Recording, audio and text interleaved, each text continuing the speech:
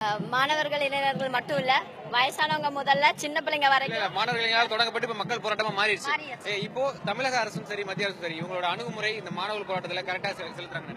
அவங்க உண்மையிலே நம்ம அரசு அணுகி இருக்கணும். அதாவது மோடியை போய் ஃபர்ஸ்டே பாத்துருக்கணும். நாங்க ஆரம்பிச்ச அன்னைக்கே பாத்துருக்கலாம். அதாவது மக்கள் திரள் கட்டுப்படுத்த முடியாத நிலைக்கு போனதுக்கு அப்புறம் தான் அவங்க போய் சந்திச்சாங்க. அவங்க சந்திச்சுட்டு வந்துட்டு எங்ககிட்ட சொன்ன பதில எங்களுக்கு திருப்தி அளிக்கல.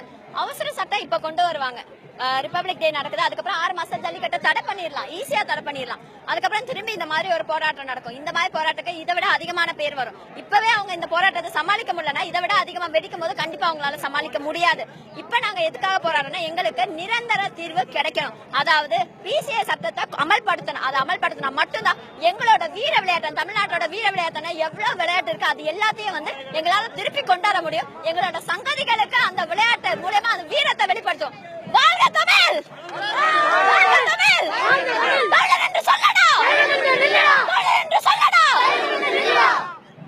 இன்னைக்கு சென்னையில இருக்கக்கூடிய குறிப்பாக கடந்த ஆண்டு வரைக்கும் ஜல்லிக்கட்டை பத்தி ஒரு புரிதல் இல்லாத மக்கள், பெண்கள் கூட இந்த போராட்டத்தில் கலந்துக்கிட்டாங்க. இது எப்படி சாத்தியப்படுச்சுன்னு நினைக்கிறீங்க?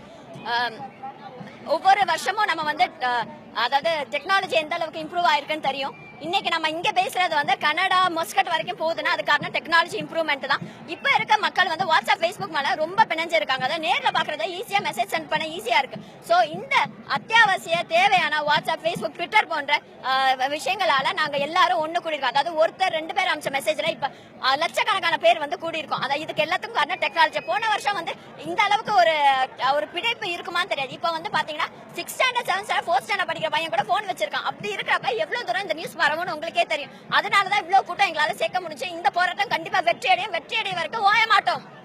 தமிழக முதல்வர் போய் பிரதமரை பார்த்துட்டு வந்துட்டாரு. இப்போ கூடிய சீக்கிரத்துல ஒரு சில நாட்கள்ல குடியரசு தினம் நடக்குது. இந்த சாலை தான் அதுக்கு பிரதானமான சாலையா இருக்கு. இப்போ இந்த போராட்டம் எந்த அளவுக்கு ஒரு பெரிய தாக்கத்தை ஏற்படுத்தும் அரசாங்கத்துக்கு? கண்டிப்பா இந்த போராட்டம் ஒரு தாக்கத்தை ஏற்படுத்தும். ஏன்னா அவங்க 2-3 நாள்ல பிசிஏ சட்டத்தை அமல்படுத்தல. இந்த கூட்டம் கலைய போறது இல்ல. அதாவது ரிபப்ளிக் டே இந்த மெரினா பீச்ல நடக்குமான்றதே சந்தேகம் தான். அவங்க இங்க வந்தா கண்டிப்பா எங்க மாணவர்கள் மறியல் பண்ற அளவுக்கு நடக்க சான்ஸ் இருக்கு. அதாவது ரிபப்ளிக் டே ஒரு கருப்பு தினமா கொண்டாடுற வரைக்கும் சான்சஸ் இருக்கு. சோ இப்பவே 2-3 நாள்ல எங்களுக்கான நிரந்தர தீர்வு கிடைச்சா ரிபப்ளிக் டே நாங்க எல்லாரும் ஒன்று சேர்ந்து கொண்டாடுவோம். மத்திய அரசுகிட்டையும் சரி மாநில அரசுகிட்டையும் சரி இதுக்கான நிரந்தர தீர்வு கொண்டு வரதுக்கான எல்லா உரிமையும் இருக்கு. இப்போ மாநில அரசு அவசர சட்டம் தேடி போறதுக்கான காரணம் என்ன? இவங்க 2 பேருமே உரிமை இருக்கு, இவங்க 2 பேருமே ஜல்லிக்கட்டை ஆதரிக்கிறேன்னு சொல்றாங்க. அப்போ இதை யார் தடுக்கிறாங்க? ஆதரிக்கிறேன்னு சொல்றவங்க தாங்க தடுக்கிறாங்க. வேற யாரும் பெருசா தடுக்கல. அதாவது ஆதரிக்கிறேன் ட்விட்டர்ல போட்டவங்க உங்க மீடியாவை கூப்பிட்டு நாங்க ஆதரிக்கிறோம், அதே மாதிரி நாங்க அவசர சட்டம் பிரகடனிக்கல, நாங்க நிரந்தர தீர்வு கொடுக்கறோம் சொல்ல மாட்டேங்கிறாங்க. ட்விட்டர்ல வி சப்போர்ட் தமிழியன்ஸ், தமிழர்கள் வாழ்க அப்படின்னு போறது எங்களுக்கு தேவையில்லைங்க. இங்க நின்னு எங்க கூட எங்களோட கஷ்டத்தை பாக்கணும். வெயில்ல இவ்வளவு தூரம் வெயில்ல சின்ன பிள்ளைங்க குழந்தைங்க பெரியவங்க வரைக்கும் போராடுறோம். எதுக்காக?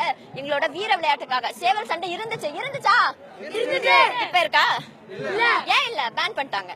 அதாவது ஒவ்வொரு விளையாட்டும் இதே மாதிரி போயிடுச்சுன்னா கடைசியில் தமிழர்களோட இனமே இல்லாம போயிருங்க. ஏற்கனவே நிறைய இனம் அழிஞ்சு போச்சு. அப்படி எங்களோட இனத்தை அழிய விட நாங்க தயாரா இல்ல. இங்க சேர்ந்திருக்க ஒவ்வொருத்தவங்களும் தமிழனோட ரத்த ஊர்னனாலதான் இங்க நிக்கிறாங்க.